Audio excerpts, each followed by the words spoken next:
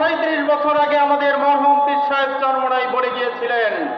তিনি বলেছিলেন যে বাংলাদেশে অনেক রাজনৈতিক দল আছে, অনেক নেতা আছে, কিন্তু নতুন করে ইসলামী আন্দোলন বাংলাদেশ যখন গঠন হয় 1987 সালের 13ই মার্চ, তিনি বলেছিলেন এই দল গঠন হয়েছে প্রচলিত রাজনীতি করার জন্য নয়, শুধু এমপি মন্ত্রী হওয়ার জন্য নয়।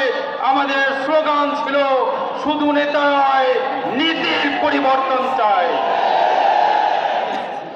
আপনারা দেখেছেন ছাত্র জনতা যখন অভ্যুত্থান ঘটিয়েছে তার একদিন দুই দিন আগেও যারা আওয়ামী লীগের মিছিল করেছে, আওয়ামী লীগের পক্ষে কথা বলেছে, তারা অভ্যুত্থানের পরে তাদের পোশাক পাল্টিয়ে অবস্থান পরিবর্তন করে ছাত্র জনতার মাঝে স্থান নিয়েছে, তারা ভোল পাল্টিয়েছে। কিন্তু কারা কারা ভোল পাল্টিয়েছে তাদের চেহারা আমরা চিনি। যারা ছাত্র আন্দোলনকে বিরোধিতা করেছিল এখন আবার তাদের পক্ষে কথা বলে, এই সব দালালদেরকে আমাদের চিনে রাখতে হবে। কিন্তু ইসলামী আন্দোলন বাংলাদেশ আগেও যেই কথা বলেছে এখনো সেই কথা বলে, আগামীতেও একই কথা বলবে।